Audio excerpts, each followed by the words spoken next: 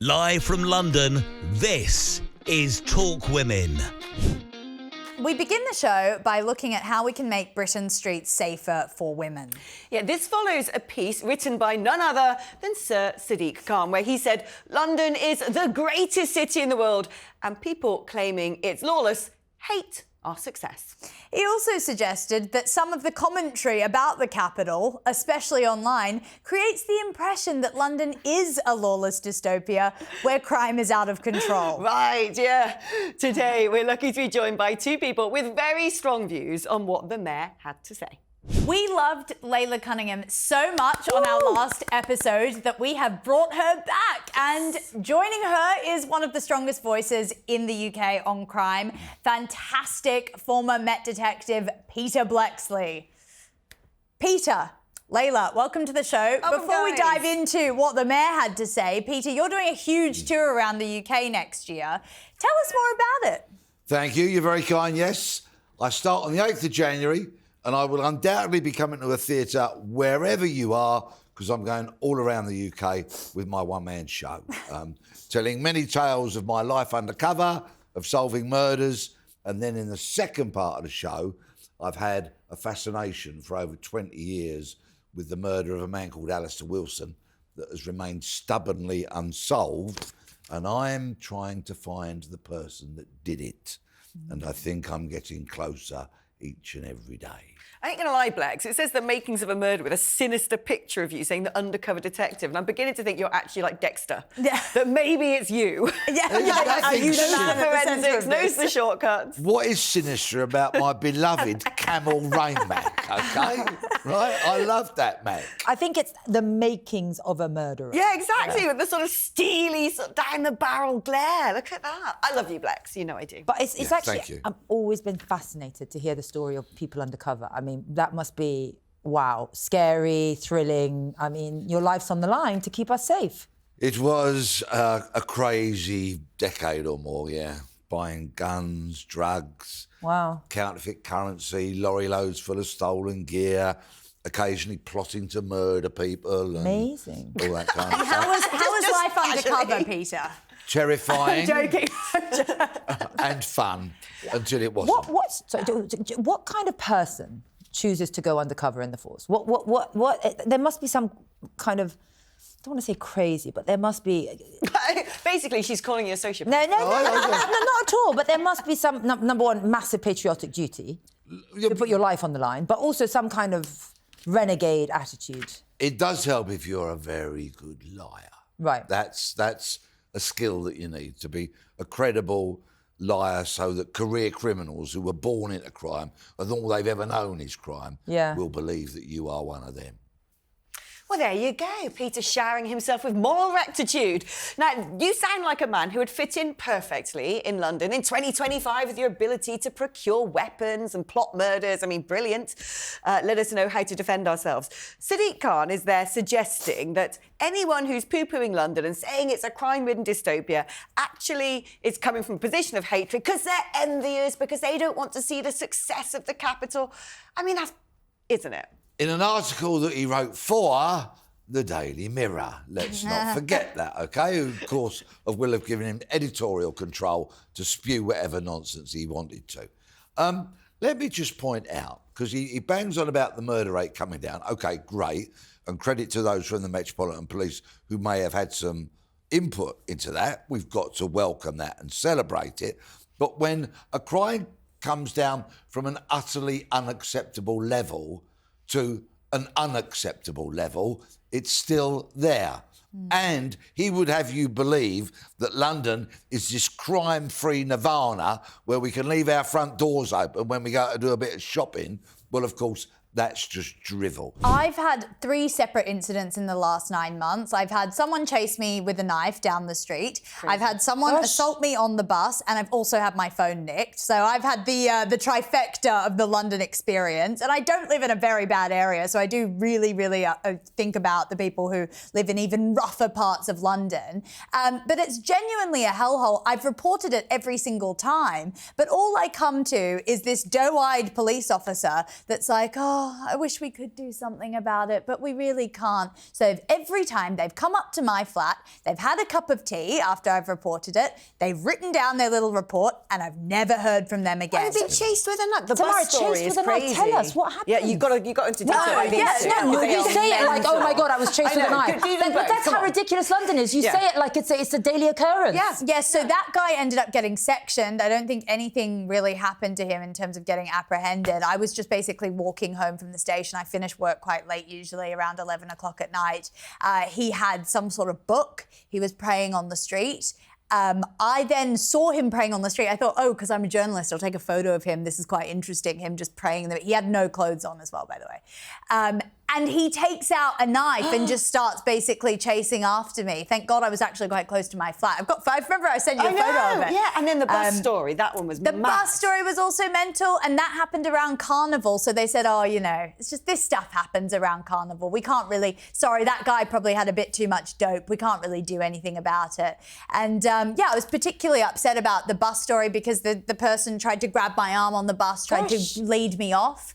I then didn't go with him. No one helped me. We're getting into the real diatribe here about things that had happened. But as soon as he stepped off the bus, I wasn't going to call the police. He then went and grabbed another woman's arm. You could see he was clearly mentally ill, this guy. And that's when I thought, I'll call the police because I don't want her to get raped or assaulted. But I mean, what's interesting, what Layla says is right. We say it now as if we're just normalised it. Oh, well, it happens all the time. And actually, so here we go. Last month, former Sky Sports presenter Kirsty Gallagher revealed she was kicked like a football by a masked attacker in an unprovoked attack in London. Let's watch what she had to say. Last night, I was physically assaulted in the streets of central London, walking from work to my car, the walk I do most nights. The streets were lit, there were people around, I was walking on the pavement, and I noticed this guy, all in black, covered up actually, and he was just walking towards me, and I thought, this is not right. So I moved out of the way, and then he brushed past me, he turned around, and he kicked me like he was kicking a football. Horrible. I mean, Layla, I need to ask you something, and also Peter, which is, I said the other day, it's now getting so dangerous for women in particular, because we are the weaker sex, we can't defend ourselves. It's all like, oh, well, don't listen in your earphones when you're walking around, don't get your phone out in public. I mean, A, we shouldn't have to live like that, but B, it's not going to prevent the sort of things that, Samara's just described, that Kirsty Gallagher suffered.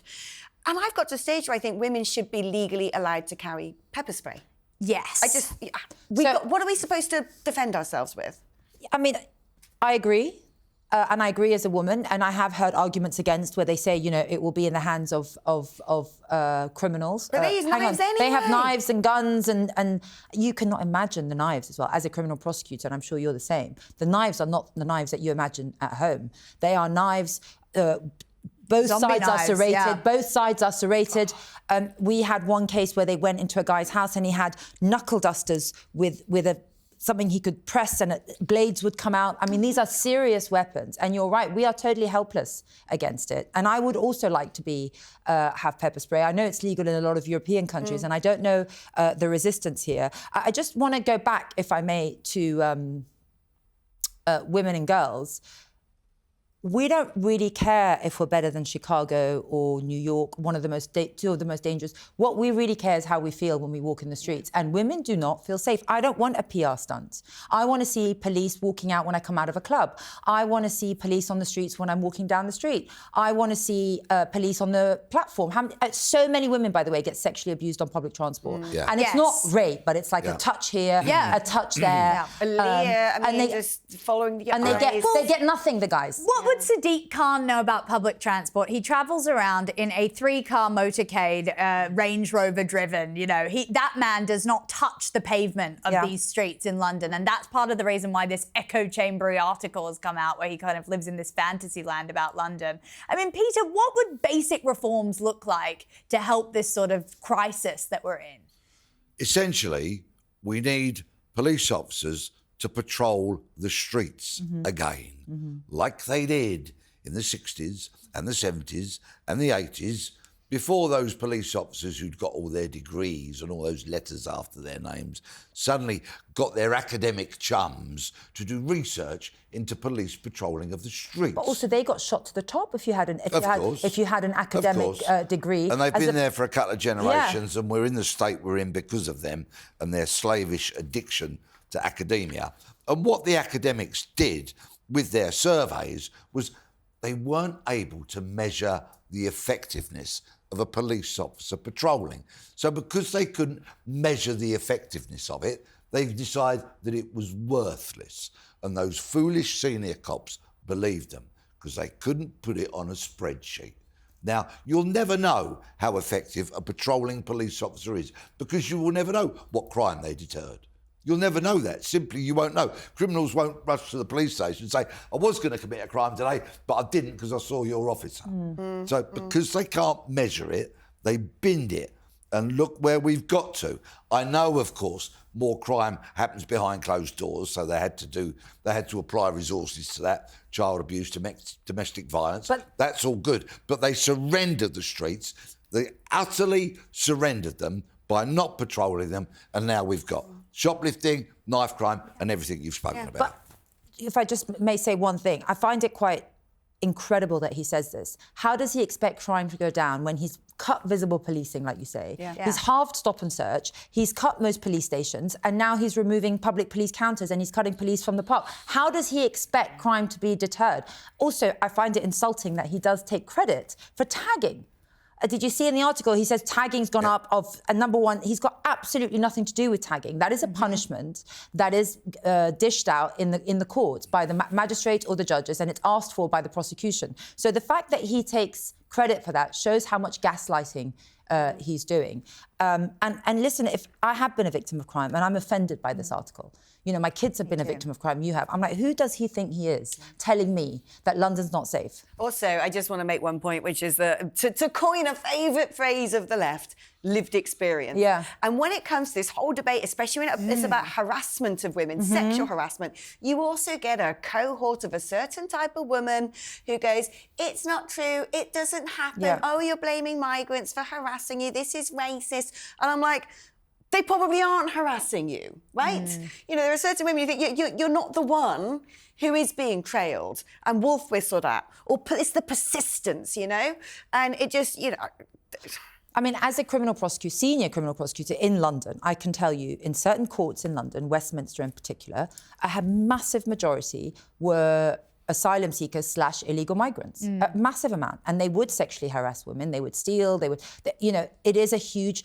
He fails to address, number one, the massive issue of rape gangs that were ignored and that they're reviewing 9,000 cases. He doesn't address that. But also the fact that mass migration and a lot of illegal migrants, we have the largest amount housed in London in hotels, has a huge effect on crime in this city. Yes. And I've seen it. And it's all being borne out now by appalling stories that we are hearing of people exactly like that committing very serious crimes. Murder, in the other words, worst kind of crimes. Exactly. It's all there.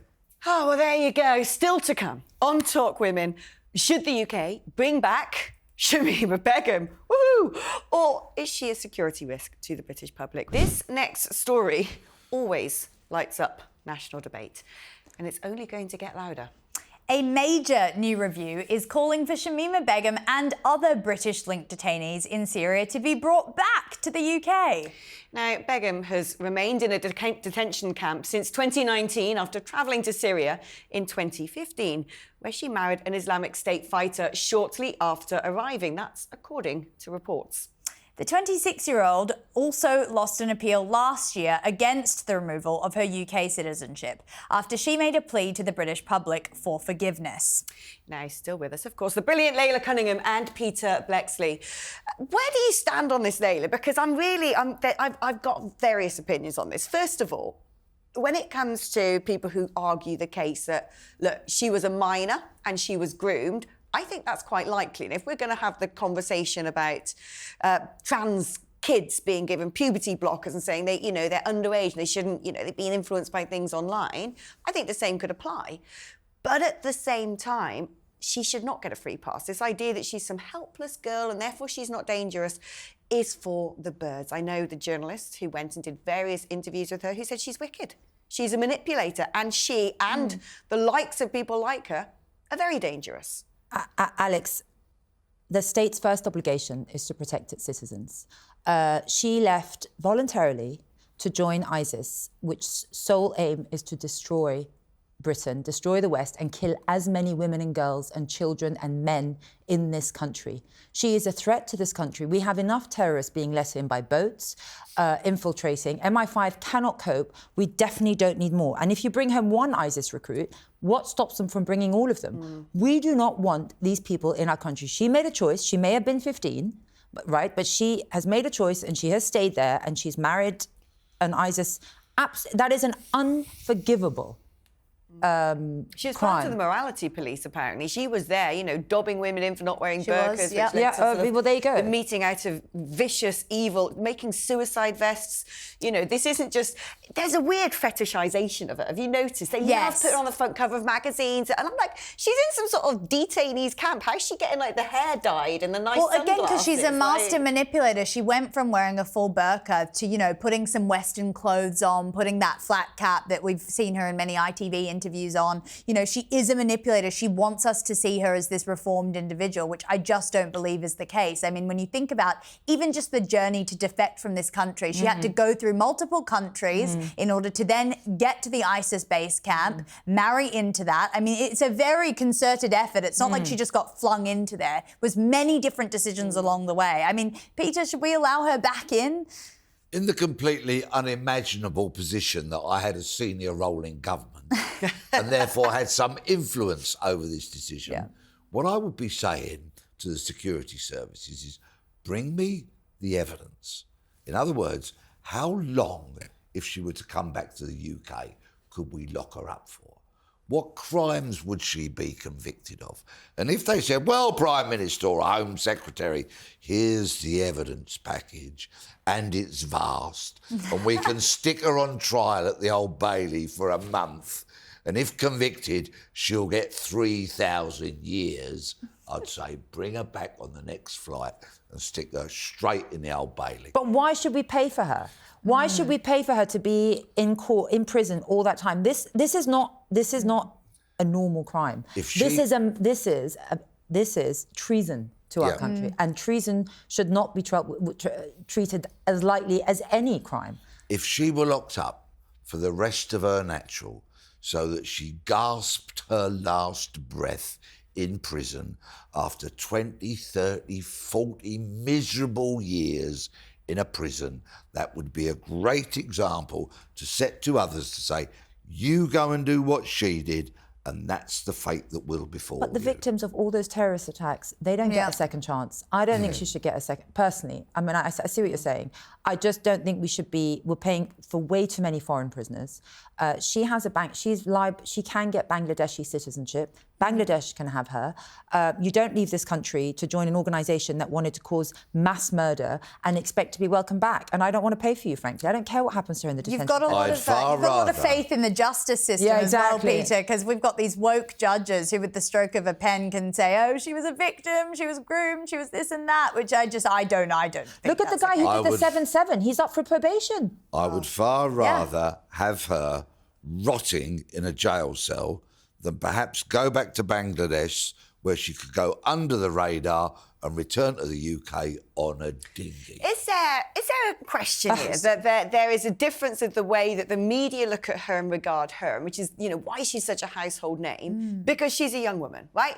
If she was a big, bearded, gnarly, you know, Islamist man, no one would be saying, oh, let's bring him home, Yes. right? There does seem to me this sort of like a two-tier, if you will, because she's a young woman and because she's sort of glamorized, she's quite an attractive young woman, and she has almost become this sort of, especially on the left, this fetishized example, you know, and I kind of ask myself, we know that women can be equally as dangerous as men. They might not be physically as capable, but when it comes to plotting terror attacks, look, I lived in Kenya. I remember the Westgate shopping centre blown up by the White Widow, a British-born female Muslim terrorist that cost dozens of lives. Just before we came on air, we were talking about the fact I'm from Gloucester and Fred and Rosemary West.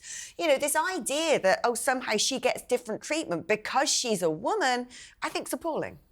I would happily see her brought back to the UK if she could be incarcerated forever. There's your example. You follow her lead, that's what you'll get. You will die in prison. That's just not the way our justice system works. If that could happen, well, there are a number of people who are going to die in prison. Who? I mean, even the guy who did Southport's not going to die in prison. Well, he's got 52 years, but he was 17 when he was sentenced. If he'd been 18, he would have died in prison. Life doesn't mean life. He would die in prison. We have about 60 or 70 whole life term prisoners. What did they who do? will die in prison. Levi Belfield, for example, in Huntley. How bad is prison? Because we hear so many different accounts. Some people go, oh, it's just so easy, especially it's run by Islamists and, you know, Shamima will be there making sure she gets her halal meals, praying 5 times a day, working in the library, cooking dinners, making a cup of tea, television in her room, emailing her mates, basically just living a life of luxury. Doing videos. Yeah, whatever. Yeah. But then other people say to me, you don't want to know what prison's like. It's somewhere you'd never wish to go. And so that's the thing. I would be actually all for the idea of her coming back, being locked up in isolation, in a cell, bit of gruel stuck under the door, and that's it. But I just get this impression she'll be sitting there in some sort of knitting club with Rosemary West, having the living her life of Riley. Gosh. Imagine the company you keep when you are a whole life termer, when you are the worst Are of only the worst. women on? Sorry to interrupt. Only women on her Rose lifetime? West must be, Yeah. Rose, right. Yeah. She will never taste freedom again. Ain't she best mates with Myra Hindley as well or something? I mean, how many are there? How many women are there on full life? Not that many. Not that many in comparison to men. No, very, very, very few. But if incarceration forever is a very unpleasant thing for people to go, so much so that Fred West couldn't face it. He took his own life. Dr. Harold Shipman couldn't face it. He took his own life. Many other people that have been incarcerated for a lifetime have taken their own life. Prison isn't a bed of roses. Yeah. And look at what's happened in that prison in Wakefield in the last 2 weeks. 2 murders. That's the company you have to keep. You are locked up with the very worst of humanity. It's not a cakewalk. So, if Begum was to be subjected to that, if there was the evidence that was going to be irrefutable, that could lock her up forever, stick her in the Old Bailey, bid her farewell. But it doesn't only stop with her. If we bring her back, how many ISIS? Right, it sets a dangerous precedent. It sets a dangerous precedent. Yeah. You know, and then we're going to pay millions of pounds. There's no prison space, and we're just going to have all these people that really their sole aim in life is to destroy our country and kill all of us. And we're going to be paying to house them. And Why? actually, she's having a miserable what's the old time point? out there, isn't she? She's not having a good Well, time. that's why she wants to come back. Yeah, we know she's having a really crap old time out there. She's nowhere near this country. We're not having to pay for it. It's sort of like, oh, well, you know, if it ain't broken, why? Yeah, exactly. Well, Why bring her back? The precedent that really gets sort of put in place is, oh, you can try ISIS, and if you don't like it, we'll be here Exactly with that, open Samara. arms, ready to welcome you back into the United Kingdom. I don't think it's a good path to go behind, but it is a very divisive topic, this one that even us on the conservative end of the spectrum do tend to disagree on. Well, we're heading over to the States, where critics have been taking aim at Taylor Swift. Why? Well, apparently she stayed silent over claims that Donald Trump's team has been using her music. What on earth has the world come to? according to recent reports, the president's team has used tracks said to be from Swift's latest album, The Life of a Showgirl, in several social media posts. Oh, blimey, how evil! This comes after Swift publicly endorsed Kamala Harris, ching ching, during the 2024 election, and famously said she wanted to be on the right side of history. The Trump camp has run into this kind of controversy before, with artists including Celine Dion, Beyonce, Rihanna, ABBA, and the Foo Fighters previously issuing statements demanding that their songs not be used at rallies or public events. I mean, Layla, Peter, this whole idea, this is such a leftist thing, isn't it? You know, use a little 7 seconds or some introductory music and anything vaguely right-wing, and all of a sudden there's a whole yee-haw, hoo-haw, hullabaloo over, I didn't give permission. But what's fascinating about the most recent election in America was they paid so many stars to turn up at the rallies and the concerts and video endorsement. It didn't work, but it's like, how shallow that you will just sell yourself for some cash money to endorse a woman who, frankly, was just a bonfire of a candidate. I mean, she was hopeless. She was an embarrassment, I think, to America. I think, you know, a chapter that needs to be closed, shut for them. But it just shows you how authoritarian the left is. You know, Taylor Swift is not bowing down or not speaking actively against Trump, and there's backlash against her. What they don't realise is they don't respect the democratic process. Trump won a massive mandate, and he won amongst voters who'd actually never voted Republican before. He won amongst ethnic minorities. He won in districts that Republicans never won before. And the left still want to undermine him. They still won't call him president. And it shows that they actually don't respect democracy. You know, even here, people are saying, you know, Trump doesn't represent what American people want. Of course he does. You know, he was voted in. That is a democratic process. And it shows me that the left's only pushes their own agenda and doesn't really care about what people want if it doesn't match what they want. I think I'm the least qualified person on earth I really wanted to know your to talk thoughts on about this, Taylor Peter. Swift. I'm so glad you've not asked me to review any of her tracks or anything like that. Well, you'll be having Life of a Showgirl on this tour, won't you? I mean, this will basically be, yeah. I'm still none the wiser, okay? So we take it you don't listen to Taylor Swift? No. right. I would. What's your music then? Well, do you really want to know? What gets your groove going? Beatles, Stone, Love it. okay, That's what I'm Soul, talking about. Stevie Wonder, the most talented Love it. musician ever walked the planet, and Ocean? many, many others. Yeah, Bit more poppy for you. The interesting more thing Billy though, Joel than talking Billy about music though, the thing is Taylor Swift came out of country music, right? Yeah. That is where she sort of, you know, started her Yes. career. And when it comes to the country music industry, that is MAGA music. 100%. Do you know what I mean? So Yeah. you can see her agents probably going, if I were you, just don't say anything like this. Because if Yeah. you kick off, all those little girls about to go buy your album might not. Or their parents will be like, we don't want you buying that, or we're not going to get it for you for Christmas. It's always about money, isn't it, with stars? Oh, yeah. Which is one of the biggest problems, actually, when it comes to people. There must be celebs out there. I know there are. Who are right-wing, right? There are celebs out there who love a bit of Farage. There are celebs out there who voted Brexit. But their agents always say to them, don't do that. Don't go on GB News. Yeah. Don't come on Talk. Don't have anything to do with reform. Say that you hate Brexit. Bang the drum for open borders. Otherwise, you're not going to get the show. You're not going to be on the advertising campaign. It's why my last album tanked. To be I honest with know, you, but 'cause I This silence, though, is indicative of this go woke, go broke, which is kind of what we're seeing. I think, yes, Taylor Swift she did endorse Kamala Harris in the last election. I was just reading Kamala Harris's book with a bit of a gun to God. the head. Why? I was reading it. Are you having trouble sleeping at night? It's on her bookshelf next to Shamima, My Life. I listened to the audiobook while I'm doing my cooking and I just laugh my head off because she just sounds like an insane Does person. she narrate it herself? Yes. I'm with It's Samara. a joy. Well, yes. I listen to other outlets quite Yes, a lot, yep. and occasionally I read The Guardian because you have to know what the enemy is thinking. Well- it's how we won the Second World War But she's by not knowing even the what enemy. they were thinking. She's just so... No, she goes through her Taylor Swift endorsement as if that was what was going to win her the election. So It's she was so like, pathetic. we were waiting by the phone for Taylor Swift to endorse us, and I knew this would get us over the line. And it's like, clearly it doesn't.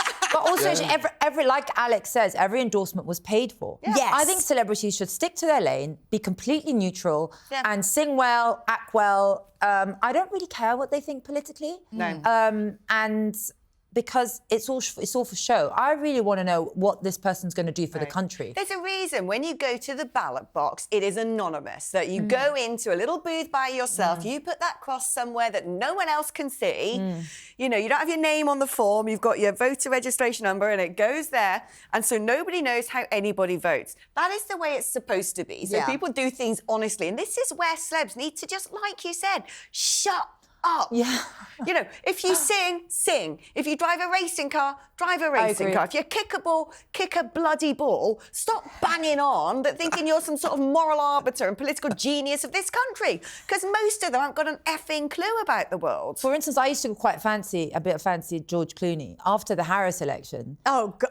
I mean, he thinks he's going to be the next president. Oh my God! He thinks he's going to be the next Democratic Just be nominee. quiet, George. I don't, and they're so clueless actually to what people want. They're living in, like we discussed this before. before, right? They're living in a bubble that they make them so even more unrelatable. So much so that I actually have a bit of disdain for him. I'm like, you have no idea what's going on in America on the streets. Well, that campaign finished $20 million in debt because they'd been paying the likes of Cardi B and Beyonce to be sort of parading around in G-strings on the campaign trail saying endorse Kamala. You know, it was a kind of quite disgusting affair where Cardi B hadn't even prepared a speech and was reading something off her iPhone for $5 million, like for a casual endorsement. So it was a disorganized mess. But Peter, have you been reading The Guardian? I'm hearing you've been reading The Guardian. You've been reading about Taylor Swift. I mean, what are your thoughts there? And it's why sometimes I listen to LBC. Oh, so your God, viewers this is a don't confessional. have to, all right? I listen to it, so I know what the enemy is thinking.